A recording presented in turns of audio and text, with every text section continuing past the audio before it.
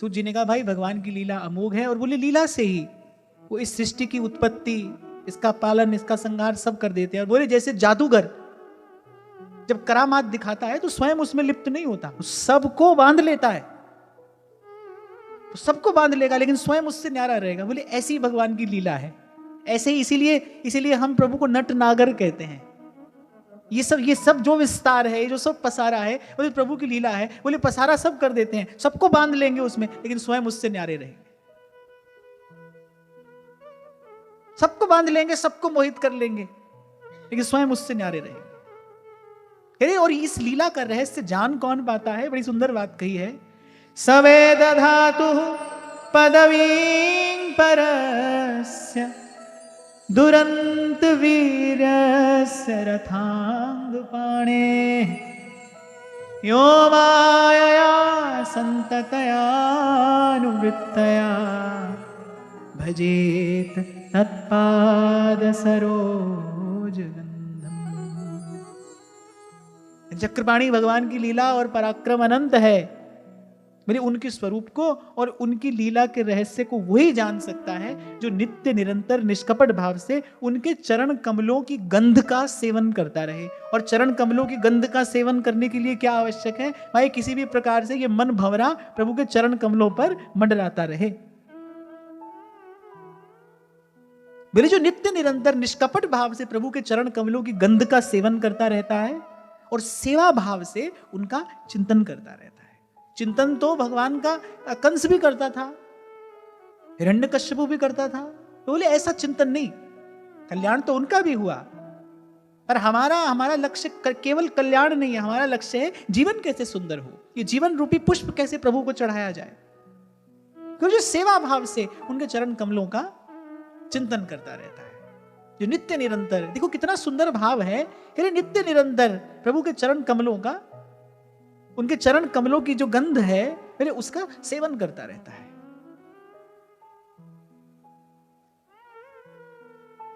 अद्वैतवाद कहता है कि भाई एक साधक में 4 बात होनी चाहिए, जिसको साधन चतुष्टय भी कहा जाता है। सबसे पहले तो करिए नित्यानित्य वस्तु विवेक होना चाहिए, क्या वस्तु सार है और क्या असार है, पहले इस बात का विवेक होना चाहिए। 4 बात होनी चाहिए उसमें। अगर कोई ब्रह्म का चिंतन करना चाहता है, अगर कोई समाधि लगाना चाहता है, तो ये 4 बात हो उसमें। सबसे पहले उसमें नित्यानित्य वस्तु विवेक हो। तो दूसरी बात इहामुत्र फल भोग विराग, माने लोक परलोक के जितने भोग हैं बोले उन सब से उसकी विरति हो, उबरती हो, माने जो परम विरक्त हो। तीसरी बात बोले शम दम आदि साधन संपन्न, तन और मन दोनों संयमित हो, उसके शांत हो, तितिक्षु हो, शमदम आदि साधनों से युक्त हो।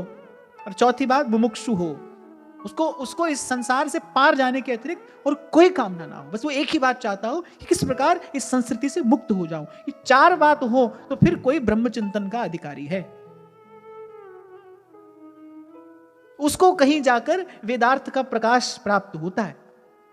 और मैं ये सोच रहा था कि देखो जो भगवान का भजन करता है उसको 4 बातें सहज में ही प्राप्त हो जाती हैं। जैसे ही प्रभु प्यारे लगने लगते हैं, श्याम बिना जग खारो लागे, श्याम बिना जग खारो लागे, जगरी बाता कांची।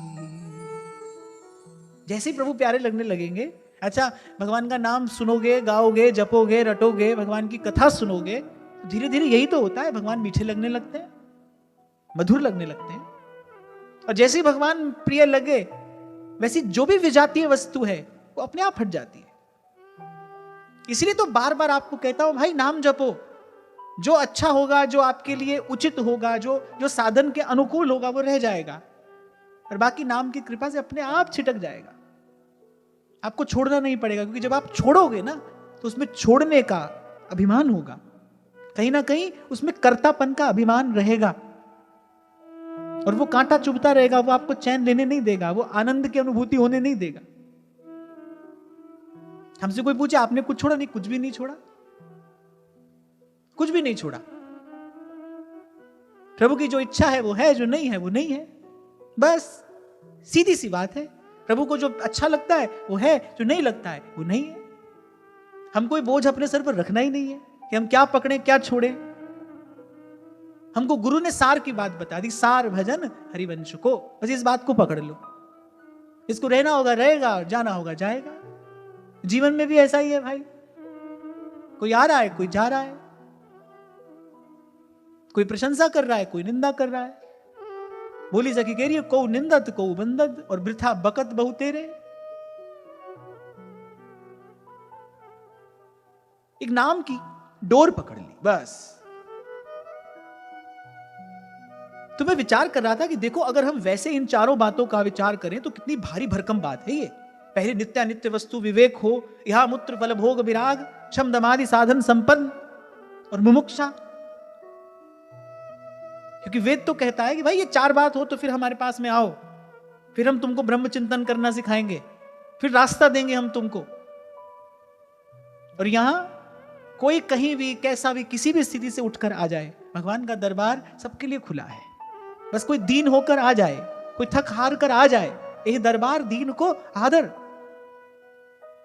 भगवान तो यहां तक कह रहे हैं श्रीमद् वाल्मीकि रामायण में कि वो एक बार कोई हमारे सन्मुख आकर हमको कह दे प्रभु मैं आपका हूं, भगवान ने कहा मैं उसको अभय दे देता हूं। आए शरण तजऊ नहीं ताऊ, शरणागत का हम त्याग नहीं करते, कोई आ जाए। तो मैं सोच रहा था कि देखो ये बात भी प्राप्त हो जाती है। फिर यहां मूत्र फल भोग विराग, देखो गोपी कह तो रही है, कहाँ करूं वैकुंठ ही जाए,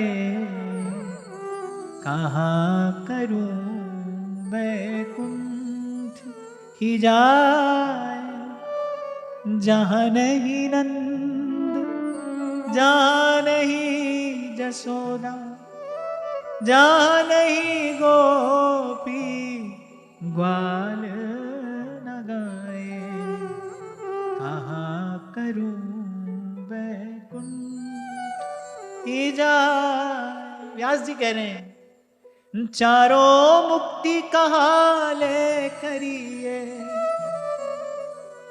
चारों मुक्ति कहाँ ले करिए, भजिए कृष्ण कन्हैया रे भैया, वृंदावन साचो धन भैया, वृंदावन साचो धन भैया। बताओ वो करे कहां करूं वैकुंठ ही जाए, कहां करूं वैकुंठ ले जहां कल्प तरु छाह, अरे मोये ढाक सुहावने जहां प्रीतम की बाह।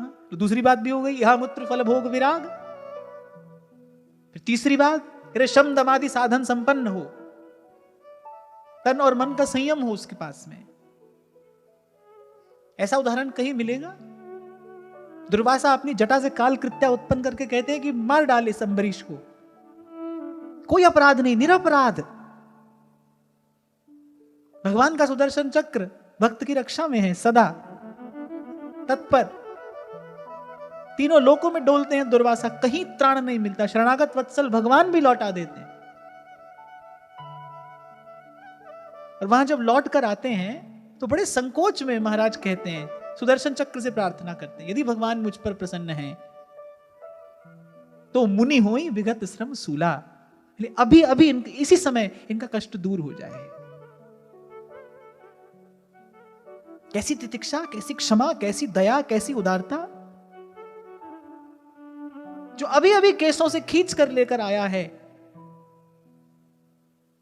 घृणित चेष्टा जिसने की है, जिसने भारतवर्ष के इतिहास को मैला किया, दूषित कर दिया, जिसने कुल के पावन जस को, उसकी माता रोकर कहती है बेटी इन्हें क्षमा कर दे, द्रौपदी क्षमा दान कर देती है। कहां मिलेंगे ऐसे सद्गुण भगवान के भक्तों के अतिरिक्त? भगवान की भक्ति देती है, ऐसे सद्गुण भी देती है।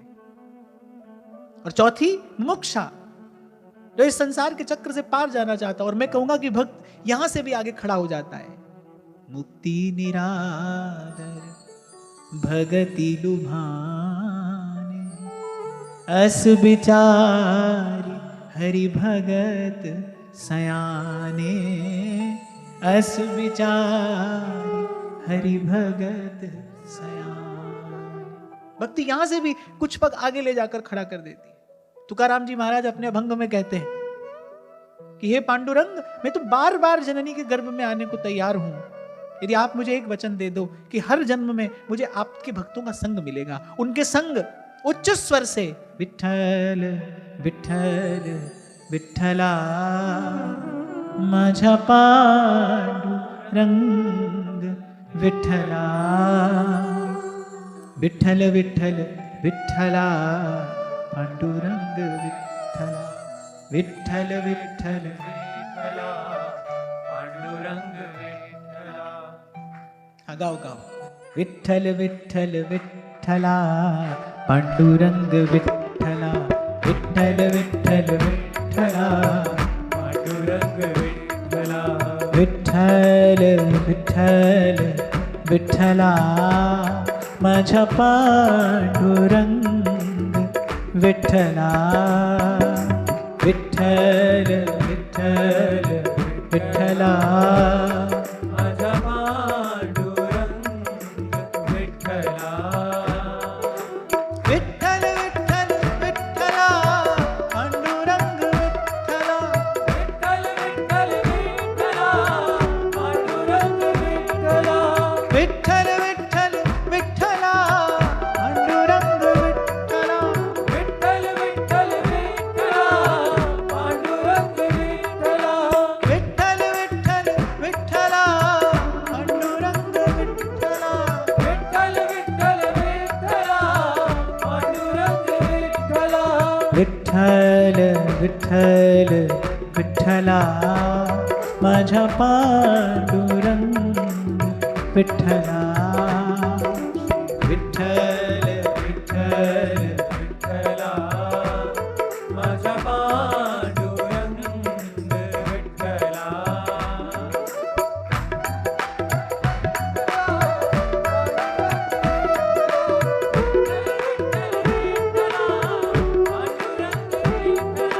विठ्ठल विठ्ठल विठ्ठला पांडुरंग विठ्ठला, विठ्ठल विठ्ठल विठ्ठला पांडुरंग विठ्ठला।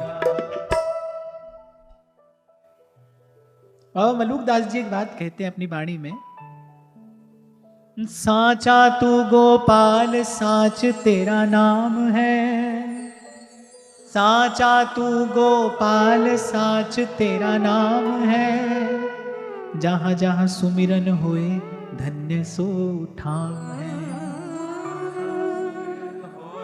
धन्य सो ठाम है। साचा तेरा भक्त जो तुझको जानता, साचा तेरा भक्त जो तुझको जानता, तीन लोक का राज मने नहीं आनता, तीन लोक का राज मने नहीं आनता। और मैं तो यहां बलपूर्वक की बात कहूंगा कि बिना भगवान की भक्ति के कोई भी ज्ञान वैराग यहां तक लेकर आ ही नहीं सकता। भगवान की भक्ति ही तो तृप्त कर देती है। तो मैं तो केवल यह विचार कर रहा था कि अद्वैतवाद जिस साधन चतुष्टय और षट संपत्ति की बात करता है, वो तो भगवान के भक्त को भगवान का नाम जपते जपते, भगवान की कथा सुनते सुनते सहज प्रसाद स्वरूप प्राप्त हो जाती है। यही संपत्ति तो भगवान की भक्ति देती है। ऐसे ही तो जीव का श्रृंगार करती है। इसी में एक एक भाव का विचार कर रहा था कि वो साधन चतुष्टय तो भगवान के भक्त को भगवान के चरण कमलों का चिंतन भजन करते करते सहज में प्राप्त हो जाता है। साचा तेरा भक्त जो तुझको जानता, साचा तेरा भक्त जो तुझको जानता, तीन लोक का राज मने नहीं आनता, तीन लोक का राज मने नहीं आनता। झूठा नाता छोड़ तुझ संग लिवलाइया, झूठा नाता छोड़ तुझ संग लिवलाइया, सिमर तिहारो नाम परम पद पाइया, सिमर तुम्हारो नाम परम पद पाइया। जिन यह लाहा लयो यह जग आए के, जिन यह लाहा लयो यह जग आए के। लाहा समझे? लाहा अर्थात लाभ।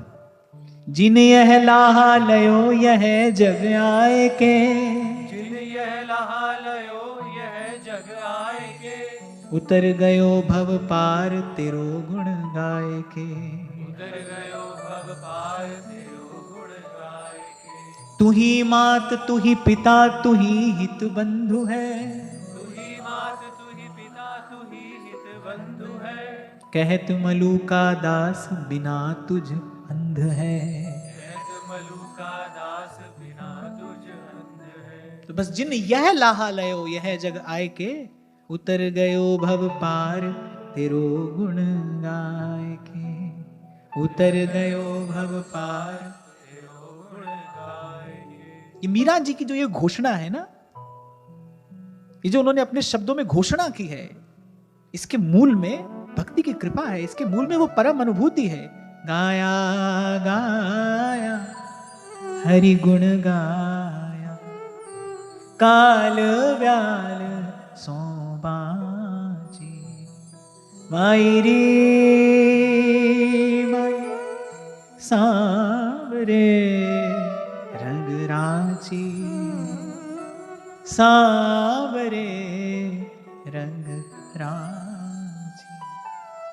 तो मुझे इस अध्याय का ये श्लोक बड़ा प्यारा है। सवेद धातु पदवीं परस्य, दुरंत वीर्यस्य रथांग पाणे।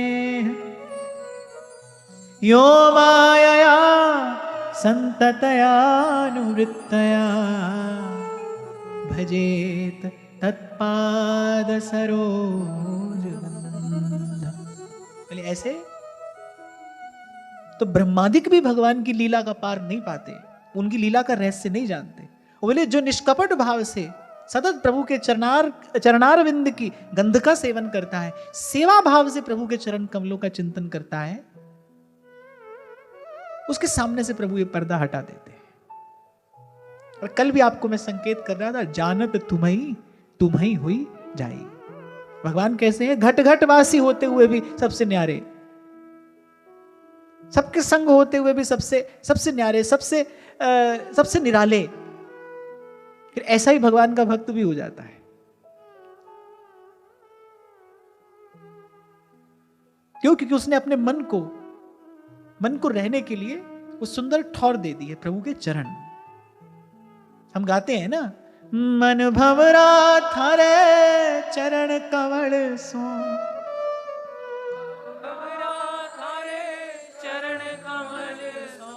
आल पुटायो जी नाथ हरि सरणी आयो जी, नाथ हरि सरणी आयो जी। ऐसी मन मधुकर होकर बस लिपटा रहे प्रभु के चरण कमलों से, सतत प्रभु के चरण कमल की गंध का, उसके मकरंद का, उसके पराग का सेवन करता रहे। भंवरे का एक का नाम मधुव्रत भी होता है, उसको व्रत है कि वो पुष्प के कणिका से, उस पुष्प के सार स्वरूप उस मकरंद का ही पान करेगा। वो मधुव्रत है।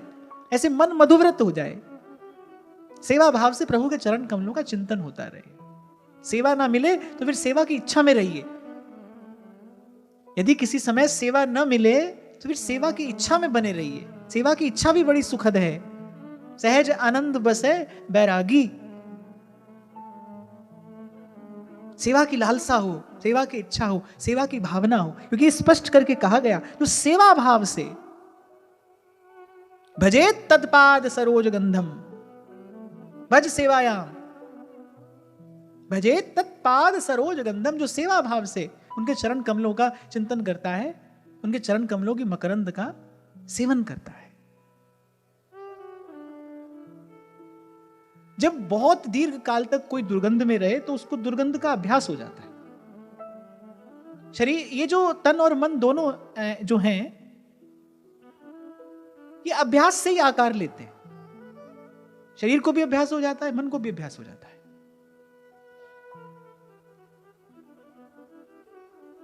बहुत काल तक कोई दुर्गंध में रहे, फिर उसको दुर्गंध नहीं लगती। और कभी कभी तो ऐसा देखने में आता है कि मन उस दुर्गंध का इतना अभ्यस्त हो जाता है, फिर उसको सुगंध में नहीं सुहाती, उसको उस दुर्गंध में ही रहना अच्छा लगता है। जब तक किसी संत के मुख से भगवत कथा नहीं सुनी जाती, जब तक संत हाथ पकड़कर प्रभु के चरणारविंद के निकट नहीं लेकर जाता, तब तक इस मन को वो चरण कमलों की सुगंध कैसी है उसकी अनुभूति नहीं होती। और जब तक वो अनुभूति नहीं होती, तब तक विषय और वासना से दुर्गंध नहीं आती, तब तक यही सब अच्छा लगता है।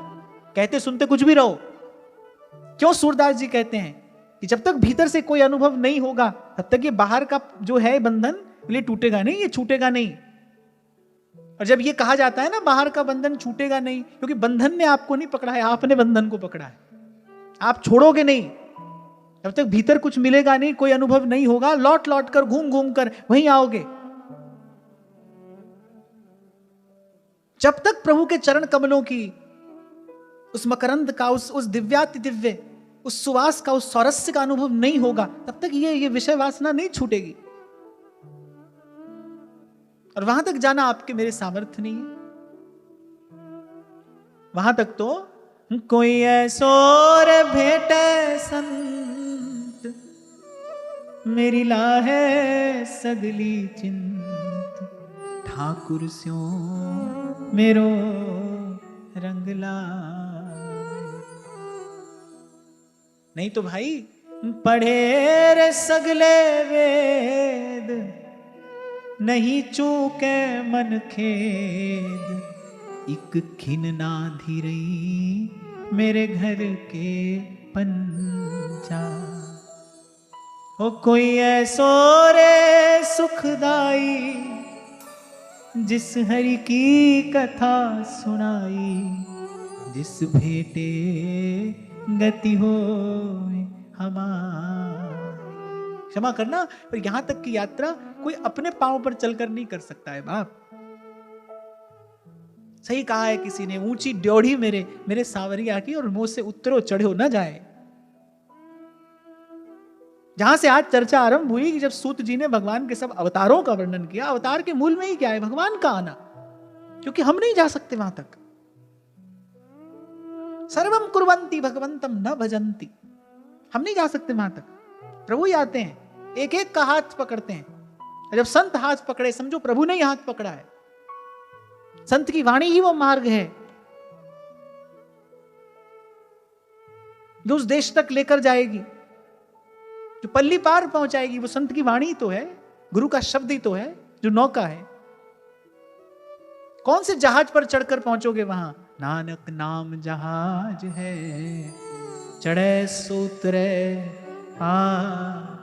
नाम रूपी नौका गुरु से ही तो प्राप्त होगी ना, संत ही तो देगा, वही ले जाएगा वहां तक। फिर कह रहा हूं, अपने पैरों चलकर नहीं जा सकता है भाई कोई वहां। दूर नगरी, बड़ी दूर नगरी, कैसे आऊं रे कन्हाई, कैसे आऊं रे कन्हाई, तेरी गोकुल नगरी, बड़ी दूर नगरी। ये भाव मुझे बड़ा प्यारा है, क्योंकि हर हर हर पंक्ति में यही दिखाया कि भाई प्रभु मैं तो द्वंद्व में हूं। द्वंद्व माने संसार में हूं। सांझ को आऊं कान्हा, डर मोहे लागे, सांझ को आऊं कान्हा, डर मोहे लागे। दिन में आऊं तो देखे, दिन में आऊं तो देखे, सारी नगरी, दूर नगरी, बड़ी दूर नगरी। हर पंक्ति में यही बताया कि प्रभु मैं द्वंद्व में हूं। सखी संग आऊं कान्हा, लाज मोहे लागे, सखी संग आऊं कान्हा, लाज मोहे लागे। अकेली आऊं तो भूल, अकेली आऊं तो भूल जाए नगरी, दूर नगरी, बड़ी दूर नगरी, बड़ी दूर नगरी। संत संत जन ले जाते हैं वहां हाथ पकड़ के। संत का जीवन में आना यही प्रभु का हाथ पकड़ना है। संत जीवन में आया मैंने प्रभु ने हाथ पकड़ा है, सद्मार्ग पर डालने के लिए आपका हाथ पकड़ा है। शरण जिसको दे दी हृदय से लगाया, उठाकर जगत से विपिन में रमाया, और हटाकर विषय पंख को धीरे धीरे प्रियालाल के प्रेम सर में नवाया। महारंक को प्रेम साधन लुटाया, व्यास नंदन की जय बोलते। आपसे तो बन पड़े तो बस इतना करना कि कभी कोई संत आकर किसी संत की वाणी आपके हृदय का द्वार खटखटाए, बस निर्मल श्रद्धा उसको निवेदन करना। यहां चूक हो जाती है। तभी नारद जी ने कहा महत् संगस्तु दुर्लभ हो, फिर कहा अगम्यो। दुर्लभ और अमोघ के बीच में नारद जी ने एक शब्द कह दिया अगम्यो। बोले पहले तो दुर्लभ है कि बानक बनेगा नहीं, अगर बन जाए, बोले संत मिल भी जाए तो मन की चंचलता के कारण, बोले जीव की उसमें श्रद्धा नहीं होती, संशयात्मिका बुद्धि के कारण जीव वो निर्मल श्रद्धा जो अपेक्षित है वो निवेदन नहीं कर पाता, उसकी महिमा जानने में नहीं आती। तभी कबीर जी ने सावधान किया, गुरु को मानुष जानते तेनर कहिए अंध। देखो एक बात समझने की है, गुरु सत्ता किसी न किसी रूप में आपके जीवन में अभिव्यक्त होती है। तभी व्यास जी ने कहा संत सवई गुरुदेव है। संतों के रूप में वही गुरु सत्ता आपके जीवन में अभिव्यक्त होती है। उस समय पहचान लेना, प्रभु से प्रार्थना करना, प्रभु मुझे योग्यता देना कि आपके संकेत को समझ भी पाऊं, आप जो बात कहें मैं उसको सुन पाऊं, उसको समझ पाऊं। ऐसी कृपा करना मुझ पर, ऐसी योग्यता देना मुझे। तापस के भेष में आए हैं भगवान केवट के पास।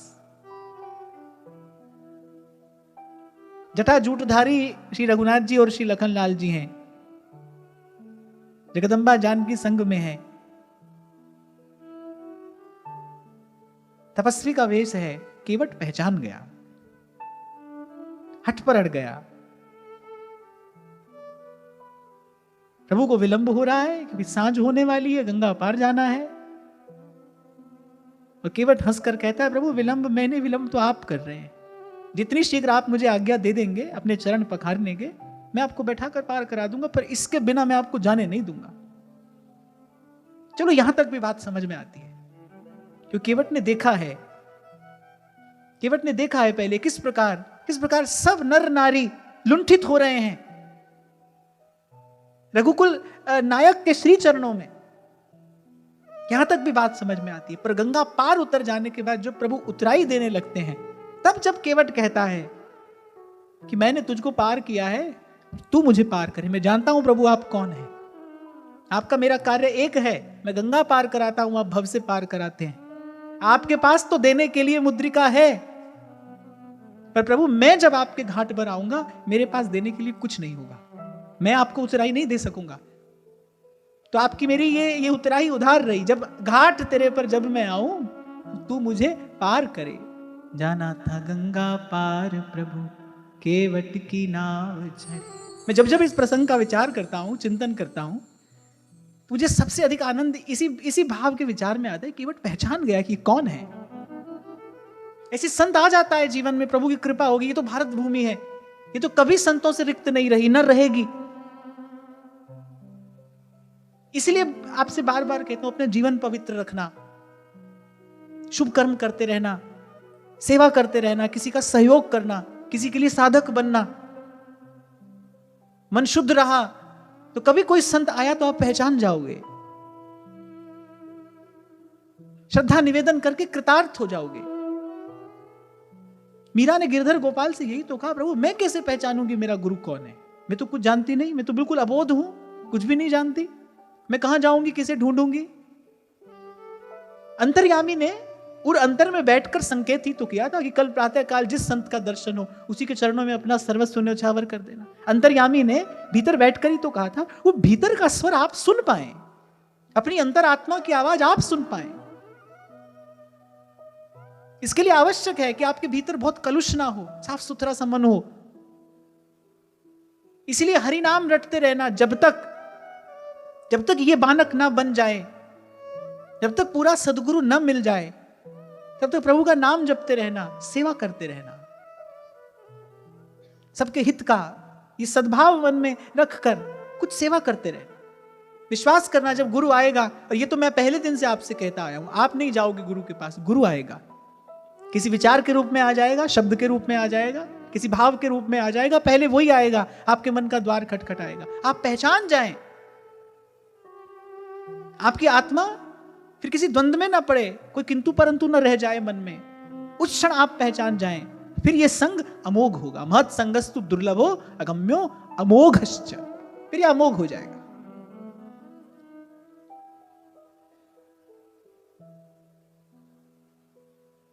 तो केवल पहचान गए, हम पहचान नहीं पाते। संत तो आ जाता है, तभी कबीर जी को कहना पड़ा, गुरु को मानुष जानते ते नर कहिए अंध। बोलो भीतर और बाहर दोनों दृष्टियों से अंधाई है जो गुरु को मानुष जानते। अरे किसी रूप में गुरु की सत्ता अभिव्यक्त हुई है, उसको पहचानिए। दूरदृष्टि तो बहुत लोगों की होती है, लेकिन दूरदृष्टि सदा स्वस्थ हो ये कोई आवश्यक बात नहीं है। गीध की भी दूरदृष्टि होती है, उसको दिखता मांस का पिंड ही है। ऐसे ऐसे देखा है मैंने, कुछ लोग बहुत चतुर होते हैं, जैसे आज चर्चा आरंभ हुई, यहां तो उसी को चतुर सयाना कहा जाता है ना, संसार उसी को चतुर सयाना कहता है। लोग चतुर सयाने होते हैं, लेकिन उनको दिखता केवल दूसरे का दोष ही है। क्षमा करना, ऐसी दृष्टि कभी संत और गुरु को नहीं पहचान सकती, वहां चूक जाएगी। और ये इस जग में आकर जो लाभ लेना है, ऐसे बाबा मलुकदास जी कह रहे हैं, जिन यह लाहा लयो यह जग आए के, और उतर गयो भव पार तेरो गुण गाएंगे। ये लाभ नहीं मिलता। और फिर पुनरपि जन्मम पुनरपि मरणम। जैसा थोड़ी देर पहले मैंने आपसे कहा, भाई पेड़ लगाया, सब किया, फल नहीं आया तो सारा परिश्रम व्यर्थ है। ऐसे मानव जीवन का फल नहीं मिला, फिर परिश्रम व्यर्थ गया। तो श्रम एव ही केवलम।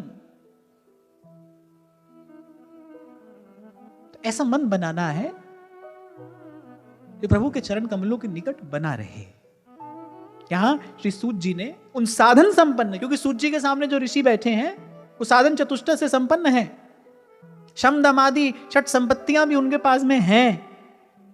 पर यहां सूत जी कहने, भाई ये सब तो ठीक है, और ये सब तो भगवान की चरण कमलों की भक्ति करने वालों को सहज में ही प्राप्त हो जाता है, हो ही जाता है। इसलिए आज थोड़ी सी चर्चा की मैंने इस भाव पर। ये सब तो भगवान के भक्त को सहज में प्राप्त हो जाता है। तभी तो आपसे कहता हूं, जहां यम नियम आसन प्राणायाम प्रत्याहार करता कोई योगी पहुंचता है, वहां भगवान का भक्त भगवान नाम का कीर्तन करते करते पहुंच जाता है। और ये कोई मेरी किसी भावावेश में कही हुई बात नहीं है, इसके मूल में अनुभूति है। पहुंच ही जाता है वो वहां, भक्ति ले जाती है वहां, और मुमुक्षा से कहीं आगे,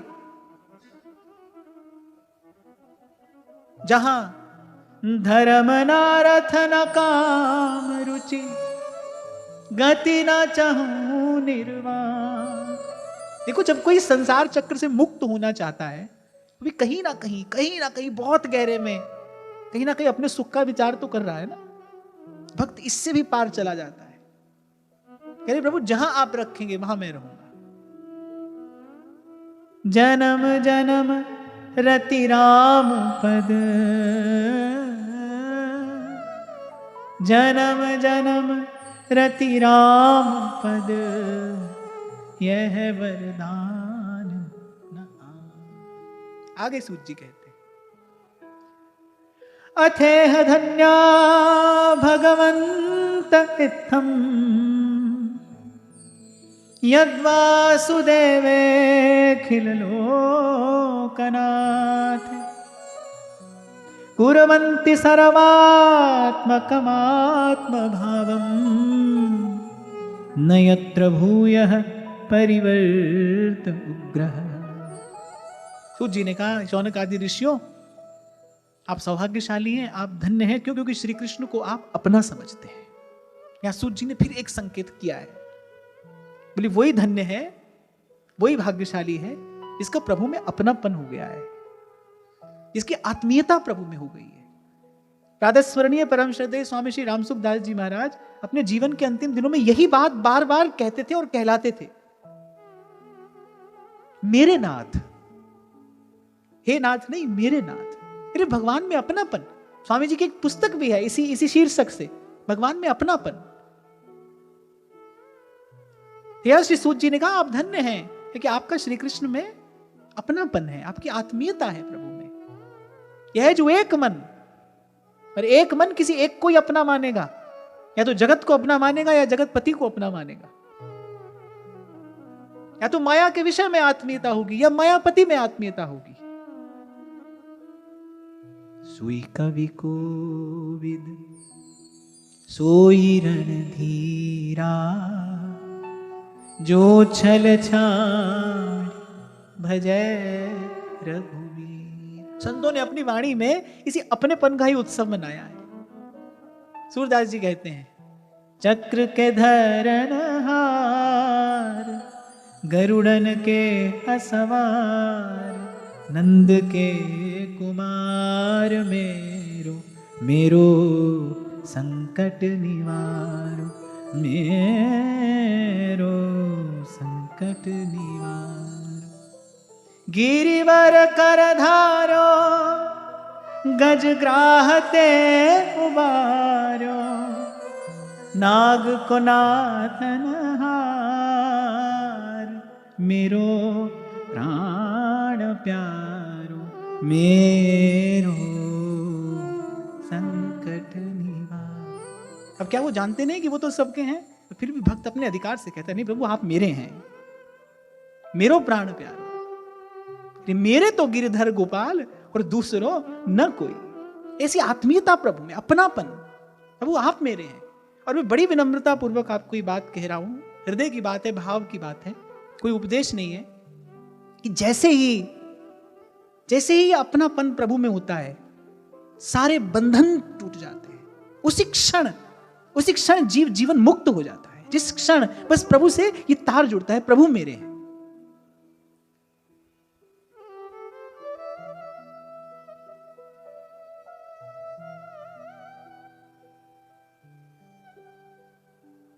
गिरिवर कर धारो, गज ग्राहते उबारो, नाग को नाथन हार, मेरो प्राण प्यारो, मेरो संकट निवार। व्यास जी लिखते हैं अपनी वाणी में, राधा वल्लभ मेरो प्यारो, राधा वल्लभ मेरो प्यारो, सर्वोपरि सब ही को ठाकुर, सर्वोपरि सब ही को ठाकुर, सब सुखदानी हमारो प्यारो, सब सुखदानी हमारो, राधा वल्लभ मेरो प्यारो, राधा वल्लभ मेरो प्यारो। इसी को गोस्वामी जी ने कहा, तुलसी ममता राम सो। जिसे ममता होती है उसी को आप अपना कहते हैं, मेरा मेरा। तुलसी ममता राम सो, समता सब संसार। हम नित्य स्तुति करते हैं, एक अहमता ममता यह जग में अति दुखदाई, अति दुखदाई। करिए ये जब श्री जी की ओर लगे होत परम सुखदाई। श्री जी मेरे हैं, मेरे नाथ, मेरे कृष्ण। इसलिए कभी कभी कहता हूं आपसे, श्री कृष्ण से मेरे कृष्ण की यात्रा है ये। मेरे कृष्ण वो मेरे हैं। और जब आपके और किसी के मध्य में हित होता है, हितपूर्ण आत्मीयता जब होती है, बड़ी सहजता से आप अपना सुख छोड़ते चले जाते हैं उसके लिए। माता छोड़ देती है अपना सुख बालक के लिए। क्यों? क्योंकि एक हितपूर्ण आत्मीयता है माता की बालक में। उसको कोई कष्ट नहीं होता, रात रात भर बालक सोने नहीं देता, पर मां को कोई कष्ट नहीं है। मां फिर भी वैसे ही दुलराती है बालक को, वैसे ही लाल लड़ाती है, उसको तनिक भी श्रम नहीं है। ऐसे जब प्रभु में अपनापन होता है, फिर सेवा भजन ये सब आनंद स्वरूप हो जाता है। सखी चहु और फिरे चकडोर सी, सेवा को भाव और बढ़ो मन माही। प्रतिक्षण वर्धमान वो सेवा की भावना। इसके मूल में क्या है? इसके मूल में सखियों का वो जो आत्मीयता है युगल के चरणों में। श्याम श्यामा सदा हमको प्यारे रहे, हम इन्हीं के रहे ये हमारे, हम इन्हीं के रहे ये हमारे रहे, ये आत्मीयता। एक बात और कहकर वाणी को विराम दूं कि ध्यान रखना, मन एक है। आप ये सोचो कि भाई थोड़ा थोड़ा ये भी अपना है, प्रभु भी अपने, ना ना, ऐसा नहीं होगा, ऐसा नहीं होगा। इस भ्रम में ना रहना। ये बात मैं केवल इसलिए कह रहा हूं कि अपने आप को, स्वयं को इस भ्रम में, इस अंधकार में न रखना। स्वीकार करना, वस्तु स्थिति को स्वीकार करना। यदि अभी संसार अपना लगता है तो मान लो इसको, हाँ प्रभु अभी तो संसार अपना लगता है, मुझे आप प्यारे लगे, मुझे आप मीठे लगे, आप मधुर लगे, मुझे आप अपने लगे, ऐसी कृपा मुझ पर करिए। एक संत तो कहते थे, बोले प्रभु देखो मुझ में ऐसा कुछ भी नहीं जो मैं आपको भा जाऊं, तो मैं आपको नहीं भाता इसमें तो कोई आश्चर्य नहीं है, क्योंकि मुझ में ऐसा कुछ है ही नहीं जो मैं आपको भाऊं। तोहे देख अवगुण करूं, कैसे भाऊं तोहे? पर प्रभु आप तो गुणों के निधान हैं, फिर भी मेरा दुर्भाग्य देखिए, आप मुझे फिर भी अच्छे नहीं लगते। संत कहते हैं अपनी वाणी से, प्रभु आप मुझे अच्छे नहीं लगते, मुझे अभी भी संसार अच्छा लगता है। मन शूकर की भांति लौट लौट कर फिर उसी संसार की विष्ठा का भोग करता है। मुझे अभी भी संसार अच्छा लगता है, ये मेरा कैसा दुर्भाग्य है। कृपा करिए मुझ पर, मैं आपको भाऊं ना भाऊं, वो आप मुझे भा जाइए, आप मुझे प्रिय लगे। फिर आगे सूत जी ने बताया, इदं भागवतं नाम पुराणं ब्रह्म संहितं उत्तम श्लोक चरितं चकार भगवान ऋषि सर्ववेदेतिहासानां सारं सारं समुद्रितं सतु संश्रावयामास महाराजं परीक्षितम्। सब वेद और पुराणों का सार लेकर भगवान वेदव्यास ने श्रीमद् भागवत रूपी महापुराण की रचना की, जो सूर्य के समान है, और फिर उसे अपने पुत्र को पढ़ाया। और जब श्री सुखदेव जी महाराज ने परीक्षित जी को यह कथा सुनाई, सूत जी बता रहे उस समय मैं भी वहां पर था, और जो मैंने श्रवण किया वो यथामति अब मैं आप सबको सुनाऊंगा। यहां पर ये तृतीय अध्याय विराम लेता है, आगे की चर्चा कल करेंगे।